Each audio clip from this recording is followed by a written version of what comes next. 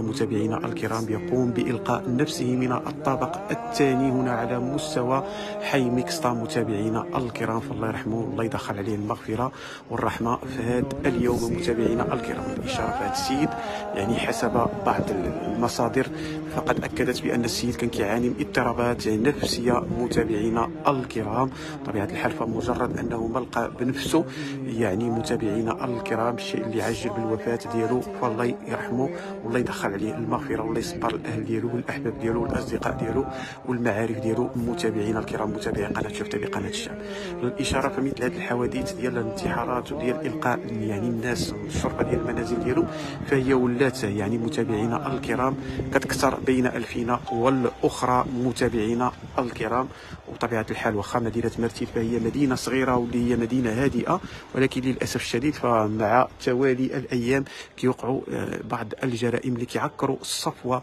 ديال هذه الحياه الهادئه اللي كتعرفها هذه المدينه. متابعينا الكرام متابعي قناه شفته بقناه الشعب، بطبيعه الحال فمعنا احد الاشخاص اللي غادي يقربنا اكثر من هذه الجريمه، غادي يقول لنا شنو وقع. متابعينا الكرام خصوصا وان هذه الجريمه خلفت يعني متابعينا الكرام استياء في نفوس مجموعه ديال الناس اللي متابعينا الكرام يعني بقاو حيرانين في هذه الحادثه اللي وقعت هنايا في حي ميكستا. متابعينا الكرام تفضل سي. السلام عليكم. انا كنشكر شفتي بي على الكلمه. احنا من السكان ديال هذا الحي ديال ميكستا.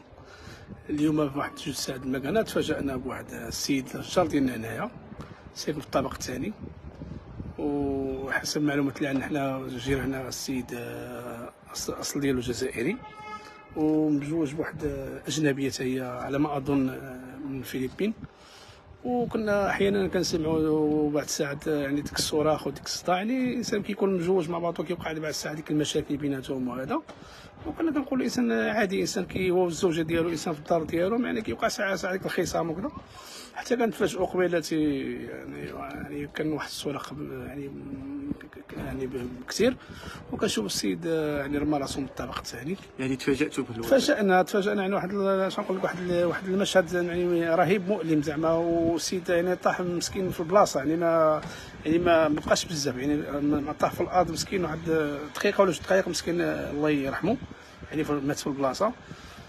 جو الناس ديال الاسعاف طبعا لا طبعا الحمد لله في نفس جات السلطات المحليه، جاو المصالح الامنه الله يكثر خيرهم، جاو هنا جو يعينوا الواقعه وشافوا شنو كاين وداو مسكين داو الله يرحمه هزوه لهذا المستشفى الاموات.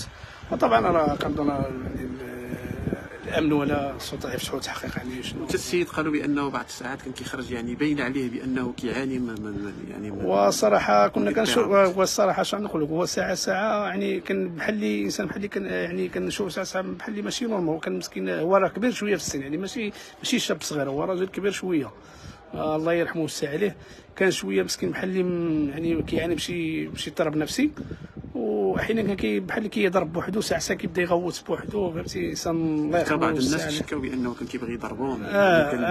وحنا بيدنا بعض الساعات كان كيوقع كاين، ولكن حنا كنحترموا كونه هو اول حاجه هو اجنبي وجزائري، وحنا كنعرف حنا المغاربه الحمد لله حنا معروفين بهذا الكرم، يعني بحال الاجنبي وبحال الجزائري بحال التونسي كنعيشوا مثلا في السلام والامان.